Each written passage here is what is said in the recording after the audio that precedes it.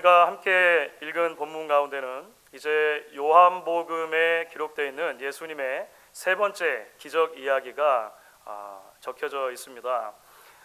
그 배경이 예루살렘에 있는 양문 곁에 베데스다 못이었다, 이렇게 오늘 말씀이 우리에게 전하고 있습니다.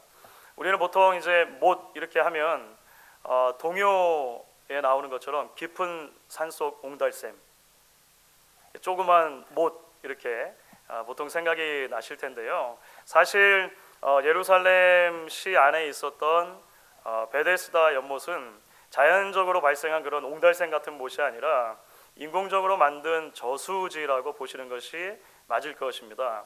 1888년도에 이제 고고학적으로 발굴이 되었는데, 예루살렘의 여러 성에 그 여러 문이 있고, 그 문 중에서도 양문 쉽 게이트에 가까운 곳에 베데스다 연못의 그 폐허가 이제 발견이 된 것입니다. 발견 당시에 그 크기를 보면 길이가 105m 정도 되고 옆으로가 한 60m 정도 되고, 그리고 이제 그 못의 깊이가 한 7.5m 정도 이렇게 되니까 얼른 생각하시면 오늘날 크기로 했을 때 축구장 정도 크기, 어른들이 보통 운동하는 축구장 정도 크기라고 생각하시면 될 것 같습니다. 사진을 보시면 이 사진이 이제 복원된 모형입니다. 여러분들 가운데 보시면 두 개가 이렇게 있죠. 두 개가. 그러니까 베데스다라고 하는 이름 자체가 사실은 두 웅덩이의 집, 이렇게 보통 이해를 할 수가 있는데요. 윗못과 아랫못으로 이렇게 연결되어져 있었던 인공적인 저수지다라고 보시면 되겠고, 그 주변을 둘러서 이제 기둥들이 쭉 있고 사람들이 안에 들어갈 수 있는 곳을 오늘 말씀을 보면 그 행각이라고 부르는 곳이 이제 그 못을 둘러서 있는 것을 여러분들 보시게 될 것입니다. 그러면 도대체 왜 사람들이 이런 인공적인 못을 만들었냐는 것이죠. 기록에 의하면 주전 200년 정도에 이제 이 베데스다 못이 만들어지게 됐는데요. 크게는 두 가지 정도 기능을 가지고 있었다라고 그렇게 전하고 있습니다. 하나는 종교적인 용도이고 다른 하나는 의학적인 용도다, 보통 말을 해요. 종교적인 용도라는 것은 무엇이냐면, 예루살렘에 있는 성전에서는 특별히 매일매일 제사를 드려야 했습니다. 제사를 드리기 위해서는 사실 물이 많이 필요했습니다. 그래서 그 제사의 용도로 쓸 물을 공급하기 위해서 인공적으로 저수지를 만들고 물을 가둬놓고 그곳으로 계속 수로를 통해서 물을 보내주는 역할, 또는 재물을 씻는 역할, 이런 역할들을 감당하는 종교적인 그 기능이 있었다는 것이죠. 또 하나의 역할은 뭐냐면 의학적으로 간단한 병원의 역할도 감당했던 것으로 보입니다. 무슨 말이냐면은 예수님 당시 그 팔레스타인 지역은 뭐 지금도 그렇습니다만 건조하고 먼지가 많은 지역이었습니다. 그래서 성경에도 여러 증언들이 나오는데요, 각종 피부병이 굉장히 많았습니다. 그리고 안질 같은 이런 그 기후와 관련된 병들이 많이 있었다는 거예요. 오늘날처럼 상하수도가 이렇게 잘 발달된 시대가 아니니까 사실은 깨끗한 물을 구하는 것이 쉽지가 않았습니다. 그래서 이런 질병들인 경우에는 잘 모아놓은 인공적인 저수지의 깨끗한 물에 가가지고 씻고 회랑에서 말리는 것만 잘 해도 비교적 많은 병들이 나았던 거예요. 그래서 사실은 예수님 시대 이후에도 유대인들의 기록을 보면 이 베데스다 연못이 그런 의학적인 용도로 계속적으로 사용됐다는 증거들이 남아있는 것을 보게 됩니다. 그러니까 오늘 말씀에 보면 많은 병자들이 이 베데스다 연못에 모여 있었다라고 하는 장면이 이제 우리가 이해가 되는 것이죠. 그런데 여러분, 사실 오늘 성경 말씀에 보시면 그 주변에 어떤 종류의 병자들이 모여 있는가를 설명하고 있는데요, 그 병자들의 목록을 보면 사실 단순하게 피부병이나 안질 이상을 가지고 있는 병자들이 굉장히 많았다는 것을 보게 됩니다. 오늘 성경 말씀을 보면 앞이 보이지 않는 시각장애인도 거기에 있었고, 지체장애인도 있었고, 중풍을 맞아서 온몸이 다 마비된 사람도 거기에 있었다라고 기록을 해요. 그러니까 단순하게 좀 씻고 말리는 정도의 단순한 간단한 의학적인 용도를 이건 좀 지나치는 것이죠. 그렇죠? 자, 그러면 왜 그럴까라고 하는 질문을 던지게 되잖아요. 왜 그러냐면 그것은 아마 당시 사람들이 가지고 있었던 이 베데스다 연못에 대한 믿음 또는 전설과 관계가 된 것 같습니다. 사실 오늘 우리가 함께 읽은 말씀 가운데 중간에 그것이 설명이 되어 있는데요. 이렇게 여러분 성경에 보통 성경에 괄호로 들어가 있는 부분이 있을 거예요. 괄호로.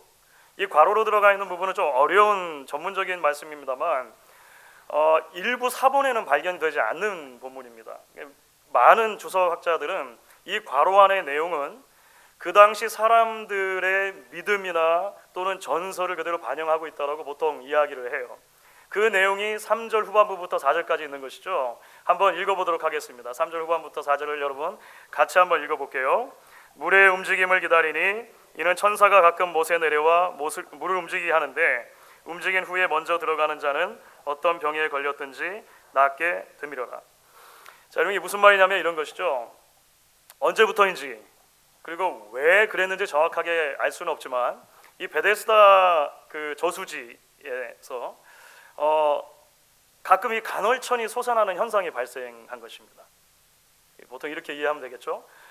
간헐천이라고 아시죠? 온천이 항상 솟아나는 게 아니라 가끔 이렇게 쫙 뿜어져 나오는 것, 그런 어디선가 본 듯한 장면이잖아요. 그런 현상이 있었던 것을 보인다는 거예요.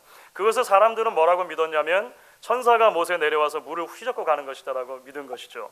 그리고 그 휘저은 물에 가장 먼저 들어가는 사람이 어떤 병에 걸렸든지 낫게 된다라고 하는 것을 사람들이 믿게 된 것입니다. 여러분, 그런데 곰곰이 생각해 보면 사람들이 가지고 있던 이런 믿음은 맞기도 하고 틀리기도 합니다. 자, 여러분 이게 상상을 해보면 되실 텐데요. 갑자기 물이 동하는 사건이 있었다라고 한번 상상해 보세요. 물이 이제 막 동해가지고 이제 그 간헐천이 솟아난 것입니다. 그러면 그 물에 가장 먼저 뛰어갈 수 있는 사람들은 어떤 사람일까요? 시각장애인이 여러분 뛰어갈 수 있을까요? 지체장애인이 그 자리에 뛰어갈 수 있을까요? 감사합니다. 그렇죠. 비교적 거기에 모여있는 사람 중에 가장 건강한 그룹에 속한 사람들이 물에 먼저 뛰어갈 수 있는 거예요. 그러니까 말씀드렸던 것처럼 가벼운 피부병이라든지 몸에 작은 상처라든지 어떤 이런 비교적 가벼운 병을 가지고 있는 사람이 먼저 물에 들어가게 되겠죠. 그 사람이 나은 겁니다. 사실은 가만둬도 나을 수 있었는데. 그런 생각 안 해보셨어요? 그러니까 물에 가장 먼저 들어간 사람이 병이 나았다기보다는 병이 나을 사람이 가장 먼저 물에 들어가게 된 것이죠. 처음에는 그렇게 아마 시작이 되었던 것 같아요. 근데 그것이 사람들 안에 이제 거기만 가면 그리고 거기에 가장 먼저 들어가기만 하면 어떤 병이든 낫게 된다더라 라고 하는 이야기로 이제 전해지게 된 것이겠죠. 사랑하는 여러분, 그런 면에서 보면 베데스다는 우리가 살아가는 이 세상의 축소판이기도 한 것 같습니다. 무슨 말씀이냐면 이런 거예요. 한편으로 베데스다는 헛된 희망의 신기루를 만들고 그것에 인생을 걸어놓고 살아가는 오늘 이 시대의 많은 모습을 사실 그대로 닮아 있습니다. 여러분, 온갖 질병을 가진 사람들로 그 베데스다가 북적이게 된 이유가 무엇일까요? 거기가 마지막 소망이라고 믿었기 때문이겠죠. 그렇죠? 병으로 오랜 질병을 가지고 있는 분들은 이게 충분히 이해가 되실 것입니다. 그래서 누군가가 전해서 이야기를 했을 때 베데스다라고 하는 이야기를 들으면 그렇지, 거기야말로 이제 내 마지막 무엇인가를 걸어볼 만한 데구나 라고 생각했을 거예요. 마지막 하나 남은 소망이라고 생각했겠죠. 여러분, 제가 지난 주간 동안에 아주 흥미로운 그 신문기사 하나를 읽었습니다. 네덜란드에 살고 있는 에밀 라텔밴드라고 하는 사람이 있으신데요. 이분이 이제 네덜란드에서 컨설턴트로 일하는 사람인데 자신이 살고 있는 지방 법원에 소송을 제기한 거예요. 자신이 살고 있는 지방 법원에 소송을 제기한 이유가 뭐냐면 이분의 현재 나이가 69세입니다. 이렇게 생기셨어요. 멋지게 생기셨죠. 69세이신데 어떤 소송을 걸은 거냐면 지방 법원에 내 법적인 나이를 49세로 고쳐달라는 소송을 한 거예요. 그러니까 이름을 개명하듯이 나이는 왜 못 바꿔주냐? 예? 나이도 바꿔달라 이렇게 한 것입니다. 처음에는 청원을 했는데 당연히 안 받아들여지니까 그래서 이제 지방 이 법원에다가 소송을 건 거거든요. 이유가 뭘까요? 왜 나이를 바꿔달라고 했을까요? 일과 사랑에 있어서 너무 지장이 많다 그런 겁니다. 그래서 나는 사실 정신 연령도 훨씬 젊고 내 신체 나이도 사실 훨씬 젊은데 너무 제약이 많다는 거예요. 그래서 내가 49세로 나이만 고치면 지금보다 더 좋은 집도 살 수 있고 더 좋은 차도 탈 수 있고 연애 알선 해주는 그 웹사이트가 있나 봐요. 거기에다가 아무리 자기를 소개해도 69세로는 안 된다는 거예요. 그래서 49세로 하면 많은 사람들과 교제로 나눌 수 있고 하는 것이다. 하나 손해를 볼 게 있다면 그게 뭐냐면 연금이에요. 연금. 실제로 이분이 연금을 받고 있습니다. 그런데 이분이 얼마나 이 소망이 강렬했던지 나는 연금 포기하겠다. 나는 연금을 포기하고 49세로 나이를 바꿔주면 되겠다. 내가 나이만 바뀌면 내 인생을 완전히 다시 새롭게 시작할 수 있다. 이렇게 이제 믿은 거예요.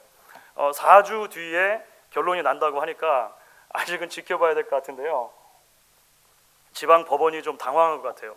왜냐하면 그런 적이 한 번도 없어가지고 이랬던 그 전례가 없으니까 굉장히 곤욕을 치르고 있다 뭐 이런 얘기를 들었습니다. 사랑하는 여러분, 이야기를 듣고 어떤 생각이 드십니까?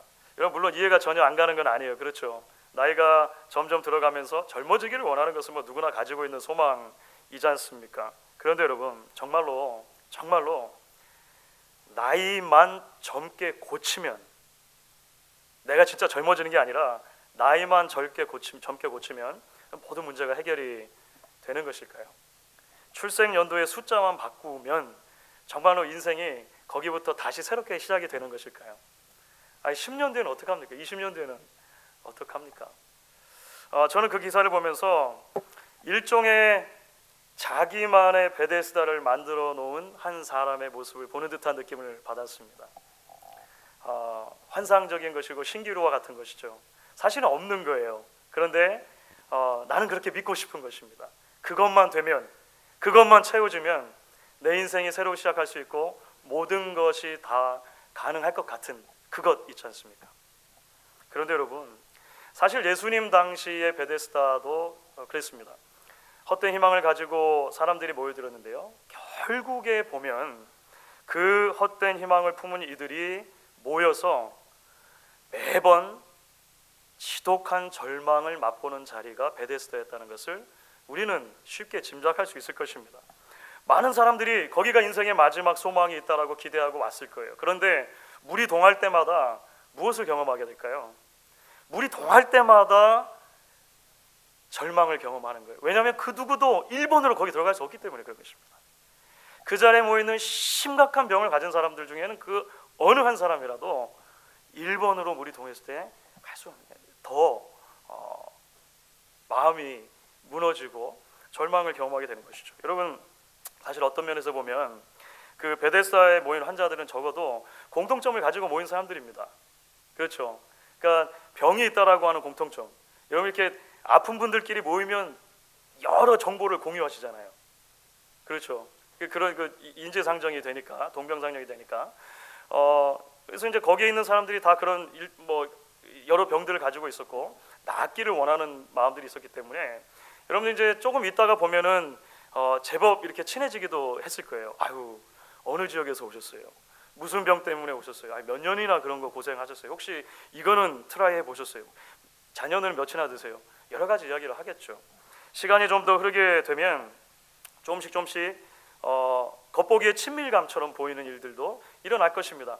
아유 어제 마침 물이 동했는데 왜 안 왔어요? 뭐 이렇게 소개도 해주고 내가 잠시 화장실 다녀올 테니까 내 자리 좀 맡아주세요 하기도 했을 거예요. 그런 일들이 일어났겠죠. 그런데 여러분 물이 동했을 때를 한번 상상해 보십시오. 물이 정말 움직였어요. 어쩌다가 한번 물이 움직였습니다. 그러면 어떤 일이 벌어졌을까요? 지금까지 그렇게 같이 대화 나누고 친분을 쌓아간다고 생각했던 그 사람이 그 순간은 갑자기 경쟁자가 되는 거예요. 왜냐하면 1번만 나을 수 있으니까. 그렇죠? 언젠가도 제가 말씀드린 적이 있는 것 같은데 군대에서 하여간 가장 고약한 것 중에 하나가 선착순.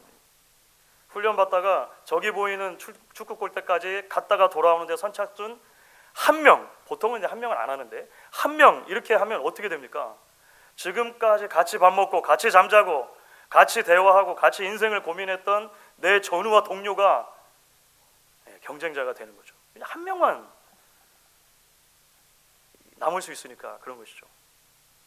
마치 그런 일들이 베데스다에서 일어났던 것이죠. 여러분, 물이 움직였을 때 베데스다를 한번 상상해 봅니다.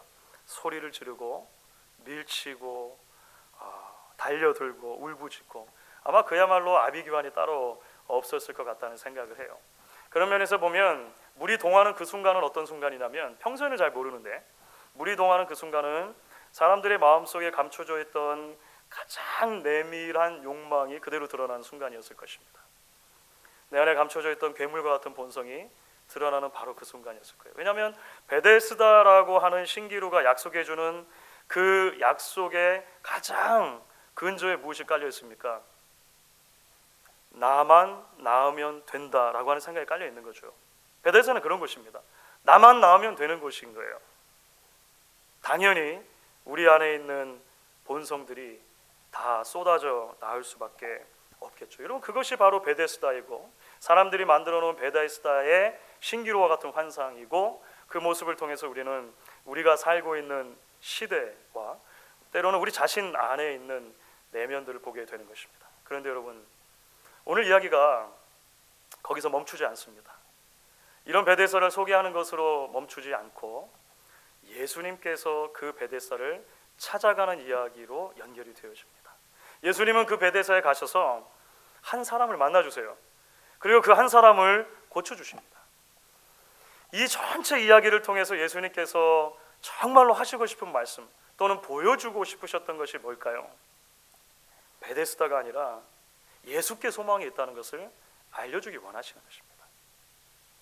여러분, 오늘 말씀을 5절에 이르러서 한참 뒤에 설명되는 거예요. 베데스다를 다 설명한 다음에 5절에 이르러서 그 베데스다에 있었던 수많은 병자들 가운데 한 사람에게 주목합니다. 그죠? 그 한 사람이 누구냐면 38해 된 병자입니다. 5절은 굉장히 짧죠. 거기 38년 된 병자가 있었더라라고 기록합니다. 이 사람이 어떤 병에 걸렸는지 왜 그 병에 걸렸는지는 설명이 되지가 않아요. 그런데 정황을 미루어 보면 이 사람이 이 마음대로 몸을 쓸 수 없었던 그런 그 장애를 가지고 있었던 것으로 또는 마비 현상이 있었던 것으로 보입니다. 그래서 누군가가 넣어주지 않으면 혼자 움직이기가 힘든 상태였다는 것이죠. 이 사람이 언제쯤에 베데스다에 왔는지도 잘 모르겠어요. 그러니까 베데스다에 온 지 38년이 된 게 아니고 병을 앓은 지 38년이니까 분명한 것은 뭐냐면 인생 가운데 거의 40년이나 되는 시간을 이 사람은 이 무거운 질병을 가지고 이제 고통 가운데 살았었다라고 하는 것입니다. 왜 하필이면 이 사람일까요? 그 수많은 사람 가운데 왜 하필이면 이 사람일까요? 이 사람이야말로 그 중에서도 소외받은 사람, 그 중에서도 가장 비참한 사람, 그 중에서도 가장 큰 문제를 가지고 있는 사람인 것처럼 우리가 보일 수 있기 때문에 그런 것 같습니다. 그러니까 무슨 말이냐면요, 거꾸로 뒤집으면 이 사람도 만나주시는 주님이라면, 이 사람도 고쳐주시는 주님이라면 그 베데스다에 있었던 어떤 사람이라도 만나고 고쳐줄 수 있는 주님이시다는 것. 21세기에 살아가는 우리 그 누구라도 만나주시고 만져주실 수 있는 분이라는 것을 말씀을 통해 가르쳐 주시는 것 같아요. 여러분, 그날도 똑같이 그 병자는 베데스다에 나왔습니다. 누군가의 도움을 받아서 이제 그 자리에 나왔겠죠. 아니면 계속 그 자리에 상주하고 있었는지 모르겠습니다. 그런데 그날의 베데스다는 평소와 다른 베데스다였습니다. 왜냐하면 예수님이 그곳에 계시기 때문이죠. 예수님이 오셔서 그 사람을 주목해 보셨다라고 성경에 기록해요. 그리고 나서 물으십니다. 내가 낫고자 하느냐? 그러면 좀 이렇게 가슴이 뛰는 순간 아닙니까? 예수님 우리는 이제 지난 시간에도 살펴본 이야기 아시잖아요. 예수님께서 갈릴리 지역에서 왕의 신하의 아들을 낳게 해주셨습니다. 죽음의 문턱에 이른 왕의 신하의 아들을, 그것도 말씀만으로, 막 안수하고 이런 게 아니고 말씀만으로 낳게 해주셨어요. 그러니까 우리가 여기까지 이야기를 쭉 따라왔다면 내가 낳고자 하느냐, 우리가 기대감이 생기는 것이죠. 한마디만 하면 되는 거예요. 한마디만. 네. 그렇죠. 내가 낳고자 하느냐? 네. 하면 되는 거예요. 그런데 아주 흥미롭게도 이 38년 된 병자는 그렇게 말하지 않습니다. 당연히 예수님을 모르니까 그랬겠지만 이 사람이 뭐라고 대답을 했냐면 7절 후반부를 보면 여러분 이 사람이 이렇게 대답했다고 되어 있어요. 여러분 같이 한번 읽어보도록 하겠습니다. 주여, 물이 움직일 때에 나를 못에 넣어주는 사람이 없어 내가 가는 동안에 다른 사람이 먼저 내려가나이다. 이런 게 무슨 말일까요? 이 사람이 지금 뭘 정말로 말하고 싶은 걸까요? 예수님, 정말로 저를 도와주고 싶으시면 잠깐만 옆에 앉아보세요. 저랑 같이 계시다가 물이 동할 때, 그때 저를 번쩍 들고 1번으로 내려가서 물에다 담궈주세요 라고 사실 부탁하고 있는 것과 마찬가지죠. 이 사람이 가지고 있는 생각은 뭐냐면 자기의 문제는 다른 사람들과 공평한 기회를 갖지 못한 것이 문제라고 생각하는 것 같습니다. 다른 사람이 다 물에 내려갈 수 있을 때 나는 물에 내려가지 못하는 것, 그것이 문제라고 생각했던 것 같아요. 사실 이것은 이 사람만 그렇게 생각한 게 아니겠죠. 그 자리에 있었던 모든 병자들의 마음을 사실 그대로 대변한다고 해도 과언이 아닐 것 같습니다. 예수님께서는 알고 계셨죠. 기회가 문제가 아니라 예수님을 알지 못하는 게 문제라는 것을 예수님 알고 계셨습니다. 다른 사람처럼 물에 들어가지 못하는 것이 아니라 생명의 주이신 예수를 붙들고 만나지 못한 것이 문제의 핵심이라는 것을 알고 계셨어요. 그래서 예수님께서 이제 끊임없이 이 사람의 그런 고집과 그런 잘못된 믿음에도 불구하고 예수님은 예수님의 일을 하시는 거예요. 낳고자 하느냐? 주님, 아무도 나를 넣어주지 않는데요. 이렇게 대화가 흘러갈 때 예수님은 계속 이어서 말씀하십니다. 뭐라고 말씀하십니까? 일어나라. 일어나라. 내 자리 들고 걸어가라. 예수님 그렇게 말씀하셨어요. 어떤 일이 일어났습니까? 놀랍습니다. 이 사람은 자리에 누워있다가 아마 자기의 몸에 자기가 이해할 수 없는 힘이 생기는 걸 알았을 거예요. 그러니까 일어났겠죠. 일어나졌습니다. 그리고 예수님 말씀처럼 그가 지금까지 앉아있던 자리를 들고 베데스다 연못 밖으로 뚜벅뚜벅 걸어나가게 된 거예요. 다른 사람이 다 봤겠죠. 모든 사람들이 지켜봤겠죠. 사랑하는 여러분, 예수님께서 왜 일어나라 그리고 이어서 내 자리를 들고 걸어가라 말씀하셨을까요? 값비싼 양탄자라서? 아니겠죠. 그러니까 자리를 들고 가라는 말은 여러분 그 매트를 들고 가라는 거예요.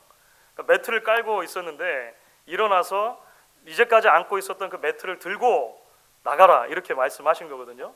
사실 이제 다시 돌아오지 말라는 말씀이겠죠. 예수님이 정말로 이야기하시고 싶었던 건 이것일 것입니다.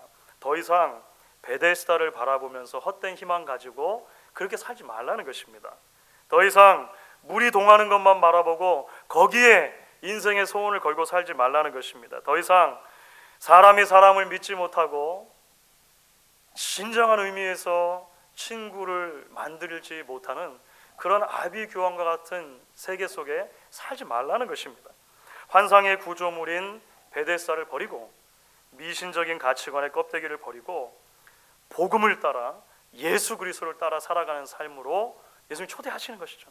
내 자리를 들고 걸어가라 말씀 가운데 우리 예수님의 이런 초대를 읽을 수가 있습니다. 주 안에 사랑하는 여러분, 우리가 오늘 말씀 가운데 일어난 기적을 베데스다의 기적이라고 부를 수 있다면 그 기적은 베데스다 때문에 일어난 기적이 아니라 예수님 때문에 일어난 기적이기 때문에 우리가 기적이라고 부를 수 있을 것입니다.